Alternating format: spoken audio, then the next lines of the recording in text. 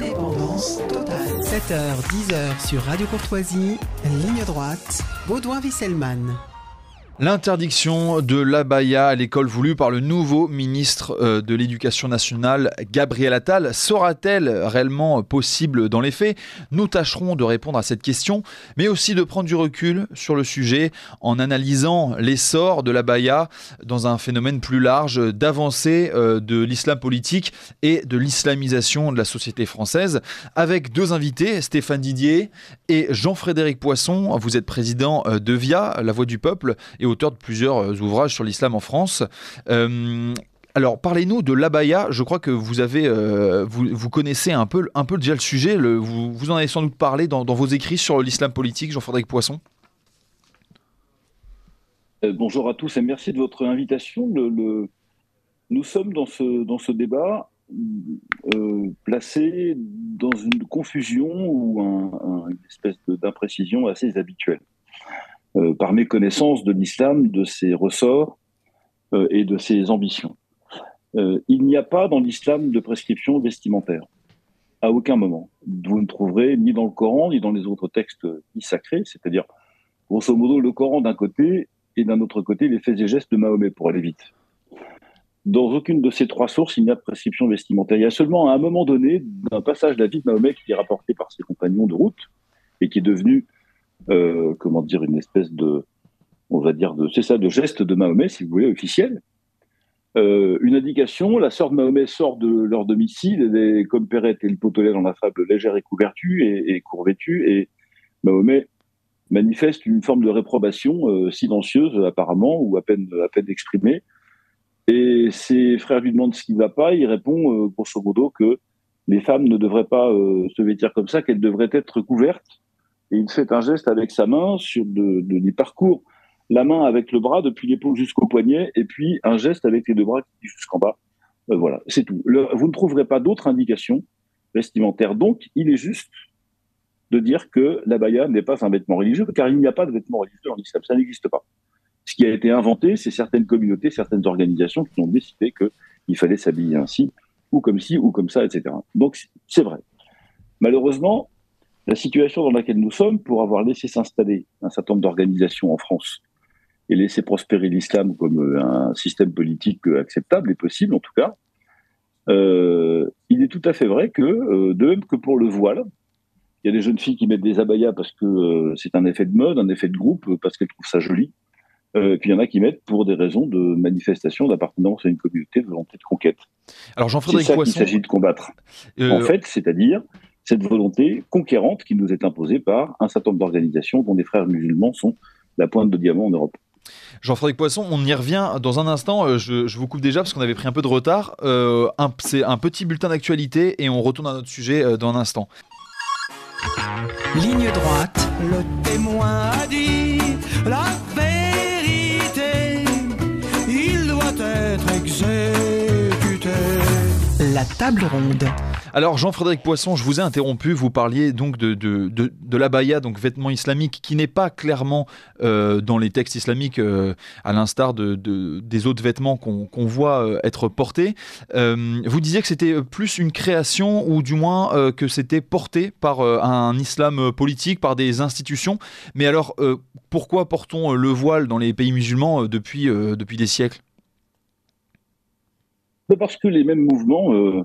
d'abord, le port du voile, le fait que les femmes qui sont, pas religieuses, mais oui, y compris les religieuses d'ailleurs, portent un voile, se voilent la tête, c'est une vieille chose.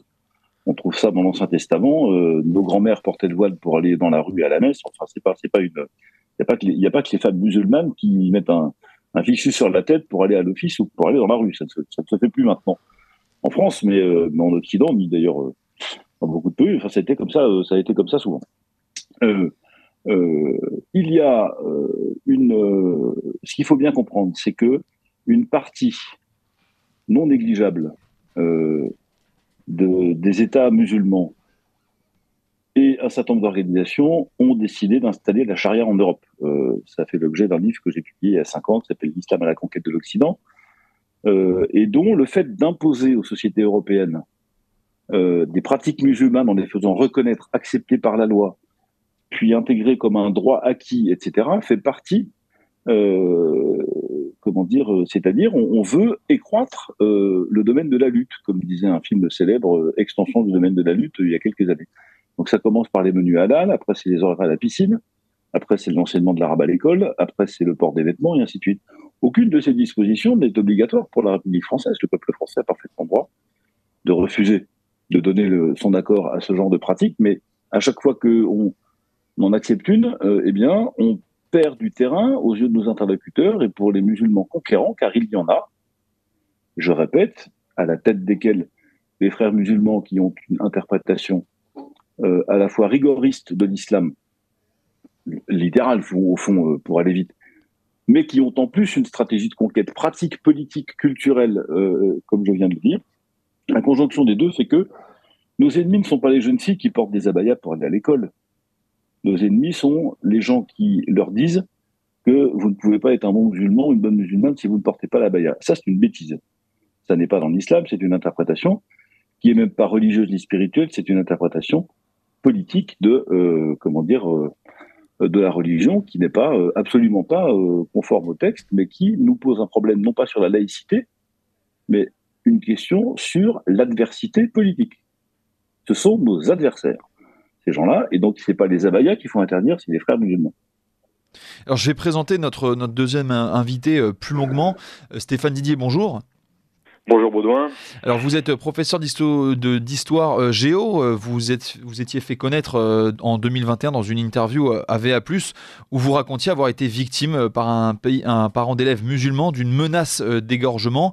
Votre hiérarchie à ce moment-là ne vous avait pas beaucoup soutenu, vous étiez retrouvé un peu seul face à cette menace. C'était il y a 2 ans. Où en est cette affaire ? Écoutez, vous avez résumé à peu près la situation. Lorsque les faits se sont déroulés, en fait ça s'est déroulé 2 mois jour pour jour après l'assassinat de Samuel Paty. J'avais mis une note suite à un devoir sur les persécutions du Troisième Reich à la communauté juive en Allemagne dans les années 30. Et j'avais mis une très mauvaise note à cette jeune fille. Et la mère m'avait demandé une entrevue qui est très très mal tournée, puisque je sortais d'une séquence sur la laïcité et puis sur la liberté d'expression pour rendre hommage à mon collègue professeur d'histoire géo de Conflans-Sainte-Honorine.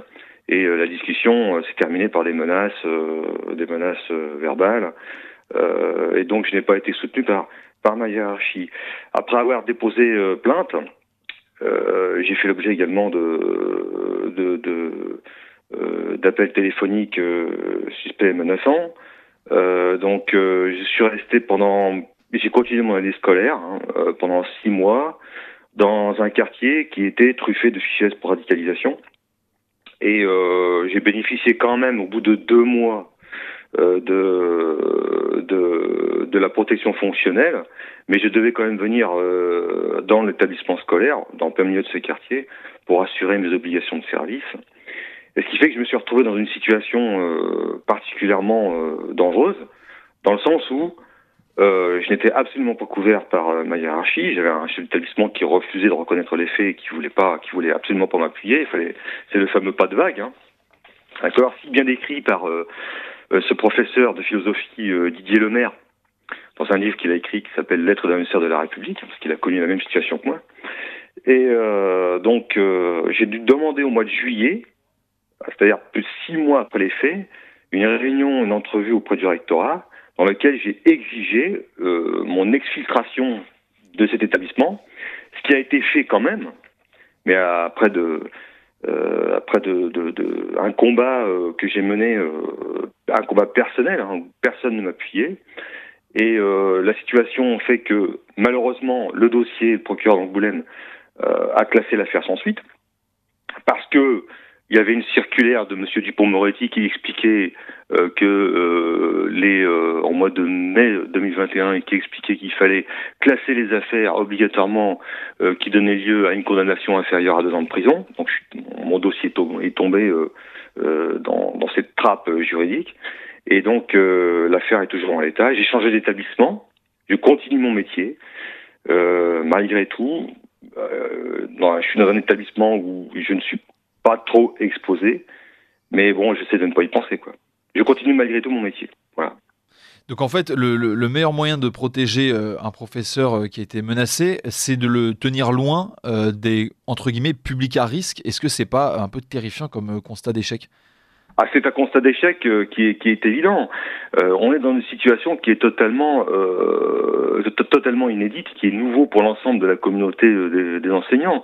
Vous vous rendez-vous compte que ces gens, les islamistes, parce qu'il s'agit bien d'islamistes, hein, qu'ils soient fréristes ou qu'ils soient salafistes, comme l'a dit votre interlocuteur, Monsieur Poisson, peuvent rester dans ce quartier-là, et on doit exfiltrer l'enseignant, et pour le faire sortir de cette situation-là. C'est une aberration. C'est une véritable aberration. Dans l'exercice de vos fonctions, est-ce que l'abaya a été un sujet, vous déjà, à ce moment-là, avant d'être changé de collège, l'abaya ou d'autres vêtements traditionnels musulmans? Au moment des faits, il n'était pas question d'abaya. On a eu des histoires avec le voile. D'accord. Moi, quand j'étais dans ce collège de Cognac, j'y suis resté quand même 14 ans. J'y suis rentré en 2005 et j'ai fait un remplacement en 2005. J'y suis rentré en 2008. J'y suis resté 14 ans. Donc c'est un quartier où j'ai vu grandir petit à petit un islam traditionnel et dont une partie de la population, hein, pas toute, hein, mais une partie, se radicaliser de manière significative. Et le tournant, si vous voulez, ça a été 2014, au moment de la création de l'État islamique. Hein, et là, on a vu, effectivement, donc des revendications de nature religieuse qui essayaient de s'introduire à l'intérieur de l'établissement scolaire, avec parfois des réactions de la part de l'équipe de direction qui était à l'auteur, et parfois de la complaisance. Par exemple, après les attentats de Charlie Hebdo, on a vu un gamin qui est arrivé avec une Kalachnikov et un bandeau avec des inscriptions. En jouet, j'imagine. En jouet, évidemment, une Kalachnikov en jouet, en plastique. Et il s'amusait en criant à la Akbar dans la cour. Il jouait à tirer sur ses camarades. Ce n'était qu'un jeu. Mais qui révèle, si vous voulez, la poussée de cet islam traditionnel et de ce djihadisme qui devient particulièrement menaçant pour la cohésion de la communauté nationale. Absolument. Alors Jean-Frédéric Poisson, je me tourne vers vous. Qu'est-ce qui explique, comme Stéphane Didier le décrit, que les années passant, l'islam devienne plus visible, plus actif, du moins un islam traditionnel ou politique? Il y a beaucoup de facteurs. Il y en a qui tiennent d'abord à la nature même de l'islam. L'islam est une religion monothéiste, enfin c'est une religion. Disons que c'est un système religieux. De mon point de vue, c'est un système politique dont le vecteur principal est la religion, voilà comment je le définirais. Et il est prosélyte par nature, donc il s'étend. La responsabilité des croyants musulmans, c'est d'étendre l'islam. Ça, pour le coup, c'est dans le Coran, c'est très clair. Et c'est leur devoir, et il est dit que s'ils ne le font pas, ils n'iront pas au paradis. C'est écrit en toutes lettres. La deuxième raison, c'est que les 57 États musulmans du monde entier ont signé et adopté il y a 23 ans un plan de stratégie de conquête, d'installation de la charia dans le monde occidental, et en particulier en Europe. Il déploie ce plan. Encore une fois, je me permets de renvoyer nos auditeurs à mon livre « L'islam à la conquête de l'Occident ». Tout ça est décrit de manière précise et commentée. Alors, ce plan est-ce que vous pouvez est adopté quand? Parce que à vous écouter, on peut vous accuser de théorie complotiste presque. Non. Ce plan fait l'objet d'un document qui s'appelle « Stratégie d'action culturelle islamique à l'extérieur du monde islamique ». Il a été adopté par un organisme qui s'appelle ISESCO, qui est l'équivalent de l'UNESCO mais musulman.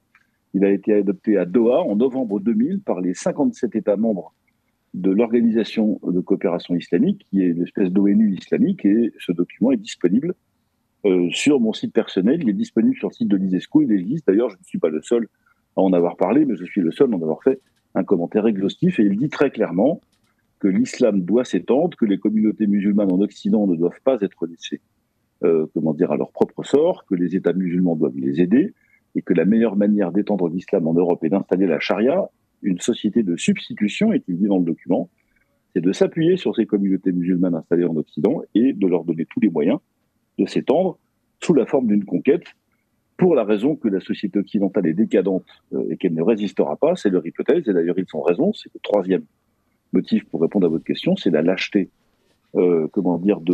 des Occidentaux, que ce soit des institutions, c'est ce que notre interlocuteur, que je salue, enseignant, vient de décrire. L'éducation nationale, d'ailleurs, a fait preuve également de lâcheté et de souplesse d'échine dans beaucoup d'autres circonstances. Sur des questions de harcèlement récentes, par exemple, enfin, on a d'autres exemples de renoncement.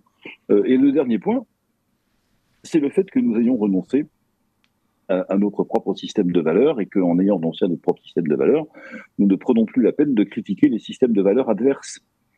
L'islam ne prospère pas lorsque le christianisme et ses valeurs sont forts. C'était en tout cas déjà la thèse de Chateaubriand il y a quasiment 200 ans. Et au fond, pour être dans la situation de ne pas avoir de valeurs à défendre collectivement, ou de ne plus savoir lesquelles on défend, de ne pas être en situation de défendre contre l'adversité. J'entends les responsables politiques, ça me dépite à chaque fois, me parler de la République, c'est un régime. Moi, ce qui m'intéresse, c'est la France. Et la France va bien au-delà des régimes politiques. Mais comme plus personne ne la défend, qu'on ne sait plus très bien ce que c'est, on affecte de ne pas savoir ce que c'est, quand elle est attaquée, comment voulez-vous qu'elle résiste et qu'on résiste? Oui, donc, parce que cette espèce de renoncement moral et intellectuel qui fait que l'islam conquérant n'a pas d'adversaire, n'a pas d'opposant. Et comme l'Église catholique non plus ne fait pas son travail de critique des systèmes religieux, ce qu'elle a pourtant fait pendant des siècles, non sans avoir été elle-même très critiquée et n'a pas été épargnée par la critique rationnelle de l'Église, bien sûr, enfin, le christianisme en général, l'islam prospère, s'étend de manière irrésistible, au sens où il ne rencontre pas de résistance.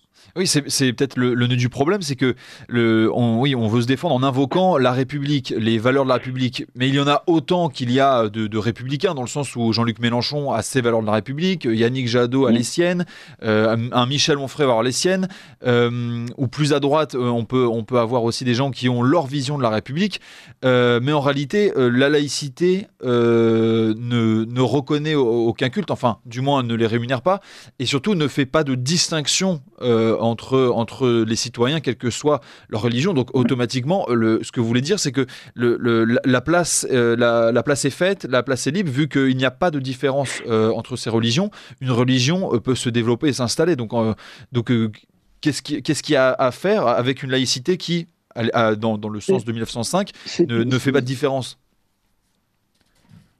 C'est pire que ça, si je peux me permettre. Premièrement, il y a un problème de fond que l'égalitarisme dans lequel nous baignons comme des sardines dans un bain d'huile, auquel cette situation nous empêche de réfléchir. Est-ce qu'il est raisonnable de traiter de la même manière sur le plan du droit et de la politique une tradition religieuse qui sépare le pouvoir temporel du pouvoir spirituel, je parle du christianisme, et une autre tradition religieuse qui ne sépare pas le pouvoir temporel du pouvoir religieux? Est-ce qu'on considère que du point de vue institutionnel, du point de vue de la loi, du point de vue du fonctionnement du système politique, ces deux traditions religieuses sont équivalentes? Évidemment qu'elles ne le sont pas. Donc il n'est pas raisonnable de faire comme si l'islam n'avait pas d'ambition politique. On emploie souvent, d'ailleurs vous aussi, cher Baudouin-Wisselman, tout à l'heure dans votre présentation, l'expression islam politique. Si je peux me permettre cet ajustement. C'est un pléonasme pour vous? Oui, bien sûr. Il est politique par nature. Il est politique par nature puisqu'il ne reconnaît pas la séparation du pouvoir temporel et du pouvoir spirituel.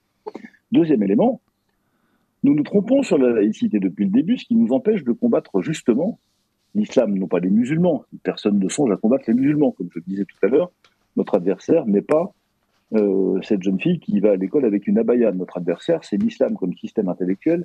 Et ce sont les organisations qui veulent en faire un instrument de conquête. Ce sont ces gens-là qu'il faut combattre, et pas ces pauvres jeunes filles qui n'en peuvent mais la plupart du temps. La laïcité à la française ne consiste pas à faire disparaître de l'espace public l'intégralité des signes religieux. Ça, c'est une bêtise. La laïcité à la française consiste à affirmer la neutralité de l'État en matière religieuse parce que la société ne peut pas être neutre. Et donc, la garantie qu'apportent les pouvoirs publics aux citoyens que nous sommes, c'est de leur dire « pratiquez votre foi comme vous voulez, du moment que vous ne troublez pas l'ordre public, l'État vous garantit la possibilité de le faire et d'exercer votre liberté de conscience. » C'est ça la laïcité à la française. Qu'un certain nombre d'esprits laïcards, malicieusement gauchers, et droitiers aussi d'ailleurs, et pervertis cette notion, nous amène à la situation dans laquelle nous sommes aujourd'hui. Nous ne sommes plus à l'aise en fait, avec la manifestation de la croyance religieuse dans l'espace public, parce qu'on considère que cette seule manifestation constitue un trouble. Or, ce n'est pas l'esprit de la loi. On a un vrai problème de méthode et de fond, et j'ajoute enfin, en ce qui concerne l'abaya, je ne suis pas du tout sûr qu'on arrive à écrire le texte de loi. Parce que là, c'est l'ancien législateur qui vous le dit, les vice-présidents des commissions des lois de l'Assemblée. Qu'est-ce qu'il va falloir mettre dans le paragraphe de la loi pour la rendre opérative? Ça, je serais très curieux de voir le texte, et je ne parle même pas de son application, mais on aura sans doute l'occasion d'en reparler. Oui, Stéphane Didier, est-ce que vous partagez cette analyse de Jean-Frédéric Poisson, ou bien la laïcité a tout de même des armes pour lutter contre un islam qui, comme on l'a dit tout à l'heure, en fait, confond le politique et le spirituel, le temporel et le spirituel. Alors, en tout cas, s'il a des armes, celles-ci sont quelque peu limitées. Oui, il y en a une dans le texte de la loi 1905. Hein, c'est tout simplement le trouble à l'ordre public. Alors, je sais, ça peut paraître vague et ça fera sourire pas mal de personnes. Mais pour rebondir sur ce qu'a dit Monsieur Poisson, oui, dans l'esprit de la loi de la laïcité, l'État se veut protecteur de l'exercice individuel de la liberté de conscience. Et la neutralité du service public, c'est un gage d'égalité, de respect de l'identité de chacun. Mais le but derrière ce texte-là, c'est de préserver les croyants et les non-croyants de toute forme de pression qui peuvent résulter de manifestations ostensibles et des appartenances religieuses. Et alors, il est vrai que, comme le souligne M. Poisson, cette espèce de neutralité, elle est mise à mal, elle est secouée par cette religion de conquête qu'est l'islam et également l'aspect politique de l'islam, parce qu'effectivement l'islam est une religion à vocation politique. Le calife est à la fois un chef religieux et aussi un chef politique. C'est surtout un chef politique.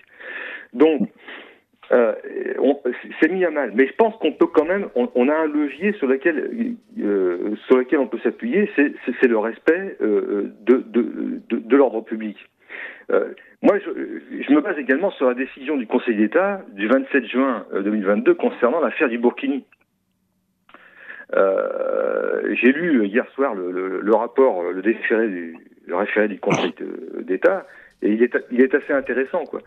C'est-à-dire que tout le monde se souvient de cette histoire de Grenoble où la municipalité de Grenoble voulait changer le règlement intérieur des piscines pour autoriser le burkini. Bon, ce texte a été retoqué par le Conseil d'État parce que le Conseil d'État a jugé que c'est une dérogation pour une catégorie d'usagers afin de satisfaire une revendication de nature religieuse. Donc, si le Conseil d'État s'était prononcé en faveur de ce texte-là, c'est-à-dire pour le port du burkini dans les piscines municipales, ce serait une adaptation de la loi et du service public qui était fortement dérogatoire à la règle commune. Or, la règle commune, qu'est-ce qu'elle nous dit dans la loi sur la laïcité? Elle interdit toute forme de manifestation religieuse qui troublerait l'ordre public et donc le bon fonctionnement des services publics. C'est pour ça que je suis pas trop inquiet sur la possibilité de la France Insoumise qui veulent se présenter un texte au Conseil d'État, parce que je pense que les mêmes arguments qui ont permis de stopper le burkini vont être repris pour l'abaya. D'accord? Alors, je voudrais poser une question à M. Poisson, qui est très en pointe sur ce combat-là. Moi, j'ai le souvenir j'ai lu une traduction française du Coran, et il y a une sourate, qui est la sourate 24, le verset 30-31. Je voudrais savoir ce qu'il en pense, et je voulais juste en lire 4 lignes. Et je cite: « Et dit aux croyantes de baisser leur regard et de ne montrer de leurs atours que ce qui en paraît, et qu'elles rabattent leur kimar sur leur poitrine. » Alors, traduction de kimar, c'est un drap. C'est-à-dire un drap, ou un voile, qui couvre la poitrine. D'accord? Et il semblerait que les théologiens de l'islam, d'accord, les oulémas, ont élargi au visage le fait de porter ce voile. Donc, pour ma part, je considère que l'abaya est un dérivé du voile, et donc qu'il est forcément de nature religieuse. J'aimerais avoir l'avis de M. Poisson sur ce sujet. Qu'en pensez-vous? Bien, je pense que, je fais une interprétation moins large que vous, au sens où il y a, encore une fois, dans l'islam, une tradition de non-interprétation du texte sacré. Et il faut le prendre comme tel. Alors, ça, c'est pas si simple, parce que de temps en temps, c'est pas très clair. Le Tout à Coran, fait, si oui. vous l'avez pas. Ouais. Le moins qu'on puisse dire, c'est qu'il faut s'y retrouver comme de temps en temps. Bon. Et comme il y a des passages qui sont contradictoires par rapport à d'autres passages, il faut avoir la clé d'interprétation, la clé de jugement, la clé d'arbitrage, enfin, il faut avoir tout ça. Et en attendant, quand c'est clair, et il arrive que ça le soit, bien entendu, là, pour le coup, il n'y a pas d'interprétation possible. Donc, quand le Coran dit sur la poitrine, eh bien, il faut entendre sur la poitrine. Et les musulmans, dans la plupart des cas, n'acceptent pas cette idée qu'il faudrait étendre d'interprétation, parce que si Allah a voulu dire la poitrine, il a dit la poitrine. S'il avait voulu dire autre chose, il aurait dit autre chose. Voilà, Alors, mais l'attitude générale. alors d'où vient cette extension, Stéphane Didier, de la poitrine au visage, vous disiez? Alors, il semblerait que ce sont les théologiens de l'islam, hein, par exemple, qui, par interprétation littérale, auraient étendu ce voile sur le reste du corps. Et ce n'est pas le texte lui-même qui le dit. Mais moi, eu égard à l'abaya comme au voile islamique, on peut baser effectivement, on peut dire que l'abaya s'inspire de cette sourate 24 et de ce verset 30-31, d'accord, puisque c'est un vêtement qui est couvrant et qui interdit de faire paraître les formes féminines. Donc, je serais un petit peu plus optimiste que l'est monsieur Poisson, mais je peux très bien me tromper tout autant, hein. Effectivement, le Conseil d'État, c'est lui qui va trancher en définitive. Hein. Mais ce qui est, si vous voulez, si j'élargis le débat à l'ensemble des enseignants de la communauté éducative, bon, la déclaration de monsieur Attal, notre ministre, je dirais qu'elle va dans le bon sens. Ceci étant dit, ce ne sont que des déclarations. Reste à vous savoir, et vous l'avez dit, monsieur Poisson, tout à l'heure, quel va être le texte exact, quelles vont être les phrases qui vont être employées dans ce texte pour appliquer, pour donner une dimension opérative à cette décision administrative, parce qu'en fait, il s'agit ni plus ni moins qu'une décision administrative. Hein. Et nous, on attend de voir la circulaire et les possibilités que vont avoir les chefs d'établissement et les professeurs pour pouvoir l'appliquer. Ce qui pose d'ailleurs un problème, je sais pas, on m'entend, oui. Ce qui pose d'ailleurs un problème également de forme. Alors, je ne sais pas quel recours la France Insoumise va déposer sur le bureau du Conseil d'État, mais je me demande si une circulaire peut suffire en espèces. Est-ce qu'il ne faudrait pas passer par la loi, ce qui compliquerait aussi le dispositif. Enfin, nous sommes sur des éléments qui touchent la liberté des personnes. Ça n'est pas simplement... En tout cas, il y a un... je ne dis pas ça pour compliquer la mécanique, hein, ça n'est pas mon intention, mais je constate que à chaque fois que vous touchez à autre chose que le fonctionnement interne de l'institution, ce qui peut se régler par circulaire, quand vous touchez aux libertés des personnes, c'est un peu plus compliqué. Donc je pense qu'il faut prendre un peu davantage de précautions, mais d'un autre côté, ce gouvernement ne nous a pas habitués non plus à une précision juridique exceptionnelle, donc ce ne serait pas surprenant. Je reviens à notre échange précédent. J'entends bien ce que dit M. Didier, je suis d'accord au fond. Il me semble ne pas avoir dit autre chose dans mon intervention préalable, c'est-à-dire au fond, un vêtement couvrant, ça peut être un pull, ça peut être une veste de survêtement, ça peut être un imperméable, ça peut être beaucoup de choses. Et dans cette imprécision-là, d'une certaine manière, Gilles, un certain nombre des difficultés, je pense, d'application que nous aurons, que la France aura à écrire ce texte comme à l'appliquer. Malheureusement, je constate, au-delà du débat théorique que nous avons, il y a cette dimension pratique de combat et d'empêchement, de contention de nos adversaires qui veulent nous imposer quelque chose que nous ne sommes pas et que nous ne voulons pas être. Il y a tout ce qu'indique également l'essor de l'islam, les valeurs véhiculées, etc. Enfin, les valeurs, mais en tout cas les concepts, les notions qui sont véhiculées, contre quoi nous devons nous bagarrer. Et l'interdiction n'est pas le meilleur moyen, je pense pas. Je pense que ça compliquera les choses davantage encore.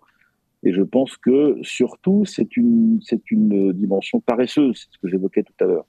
Battons-nous contre l'islam comme système intellectuel et passons-le au crible de la critique, et vous verrez qu'il n'en restera pas grand-chose. Battons-nous contre les organisations qui veulent nous conquérir.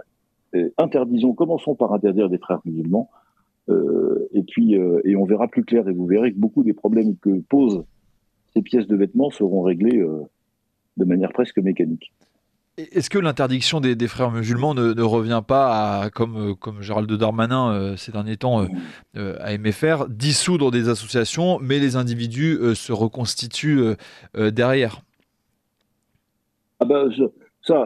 Heureusement qu'on peut dissoudre des associations et pas dissoudre dans l'acide des personnes, M. Wieselman, parce que je veux dire, les formations ça n'est pas notre tradition. Oui, elles se reconstituent, mais vous comprenez bien que ça vaut d'ailleurs pour tout le monde. Heureusement qu'il reste une liberté d'association dans notre pays. Ça fait partie de sa grandeur, mais vous comprenez bien que le signal politique envoyé quand vous dissolvez les organisations qui se réclament des frères musulmans, en particulier cet institut de formation qui est à Château-Chinon, et qui est un peu le cœur névralgique des frères musulmans en France, si vous commencez par dissoudre ça et qu'à chaque fois qu'il y en a un qui pointe son nez, vous recommencez, parce que les frères musulmans sont interdits. Là, je ne parle pas de dissolution d'association, je parle d'interdiction d'un mouvement. Pur et simple. Donc à chaque fois que quelqu'un pointe son nez, motif ou pas, c'est interdit. Et il faut une sévérité absolument sans faille contre ce type d'organisation qui est une organisation ennemie de la France. Je pèse mes mots, d'ailleurs, elle est située par un certain nombre de pays sur la liste des organisations terroristes et à bon droit. Ces gens veulent détruire ce que nous sommes. Donc nous devons leur interdire d'exister et d'agir de manière très nette, très ferme, très claire. Alors ils se reconstitueront, on les dissoudra à nouveau, puis on recommencera, puis on finira par les attaquer au tribunal, puis ils paieront, et ainsi de suite. Mais c'est cette bagarre-là qu'il faut engager sans aucune faiblesse. Alors, est-ce qu'il y a quelque chose qui ne vous gêne pas, Stéphane Didier, quand on voit que la gauche française se mobilise immédiatement pour défendre le port de ce vêtement, sans forcément insister sur ce qu'il peut y avoir derrière, sur cet islam politique qu'il peut y avoir derrière?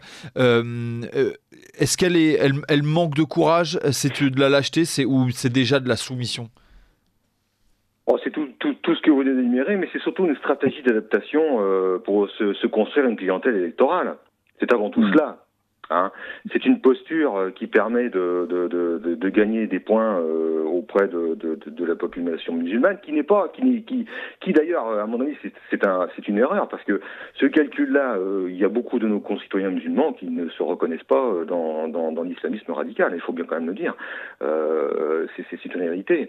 Mais oui, c'est que ça ne fait pas honneur à la majorité des musulmans qui ne sont pas, radicalisés, membres d'organisations fréristes, etc. Oui, tout à fait. Je veux dire, tous les musulmans ne sont pas membres d'organisations fréristes, même si, effectivement, on a une espèce de stratégie d'entrisme dans beaucoup d'institutions. On l'a vu au niveau de l'Europe et on regarde aussi au niveau des quartiers. Il est évident qu'il a une entreprise ici qui vise à affaiblir la communauté nationale en essayant d'établir de nouvelles formes d'identification. Et cette forme d'identification, on le retrouve dans la baya ou dans le voile islamique. Ça s'appuie sur une démarche qui est politico-religieuse, afin de couper les citoyens de notre pays de son cadre national. Et je pense que par ce vêtement-là, les islamistes construisent une clôture entre eux et nous. Et donc, de facto, ils essayent d'insérer des pratiques quotidiennes comme se vêtir, manger, travailler, manger halal, se vêtir de manière licite. Ils essaient d'introduire des actions quotidiennes dans la pratique religieuse. C'est très très bien résumé par une anthropologue française qui a écrit un livre sur le frérisme et ses réseaux, c'est Florence Dajot-Blaclair. Elle illustre bien cette action quotidienne et qui établit une recherche permanente du légal pour étendre le domaine de l'interdit, qui devient une obligation afin de cimenter la communauté qu'on appelle la Oumma. Je pense que M. Poisson va être d'accord avec ce que je dis. Je parle sous son contrôle, M. Poisson, parce que vous êtes mieux placé que moi pour pouvoir le confirmer. Est-ce qu'il n'y a pas une hypocrisie, parce qu'on sent chez Gabriel Attal et certains membres du gouvernement et la gauche républicaine à vouloir endiguer les effets, endiguer le multiculturalisme, parce que par exemple en Angleterre, il y a des gens, des jeunes filles, des femmes voilées, et c'est comme ça, c'est accepté, il y a des cultures qui cohabitent. Donc en voulant essayer d'interdire le burkini, le voile, l'abaya, on rejette le multiculturalisme, mais à côté, on ne fait rien pour remettre en question une illusion migratoire, dans le sens où il peut y avoir toujours plus d'immigration, ça n'a pas d'effet sur le multiculturalisme. Là, il y a une schizophrénie là-dessus, une incohérence, une hypocrisie. Oui, ouais. Oui, excusez-moi, Monsieur Poisson, allez-y. Non, allez-y. Oui, allez-y, Stéphane Didier, rapidement. Oui, non, bien sûr, il y a une hypocrisie, parce que il est évident que on ne peut pas penser que l'islam s'étend en dehors d'une immigration qui est totalement incontrôlée. Évidemment, il y a on fait face à une immigration qui est hors de contrôle. Donc, il est évident que de facto, on a une augmentation des risques d'une population qui va se radicaliser de plus en plus. L'islamisme, c'est quelque chose qui s'étend. Monsieur Poisson l'a souligné tout à l'heure. Il gagne nos quartiers parmi les populations les plus jeunes. Donc, avec une immigration qui est hors de contrôle, le problème ne fera que prendre, hélas, de l'ampleur. Surtout que le positionnement du gouvernement, il est quelque peu ambigu. On a notre modèle français de laïcité qui est pris dans une tenaille identitaire entre, d'un côté, l'islamisme qui prend de l'ampleur comme un véritable cancer et qui se métastase, et de l'autre côté, on a une idéologie qui vient des États-Unis, le wokisme, et on est pris entre les deux. D'accord, et nos politiques ne savent pas se positionner clairement dans cette tenaille identitaire. Tout à fait. Merci beaucoup Stéphane Didier d'avoir été avec nous. Je rappelle que vous êtes professeur d'histoire géo, et merci à vous Jean-Frédéric Poisson, vous êtes président du parti Via la Voix du Peuple.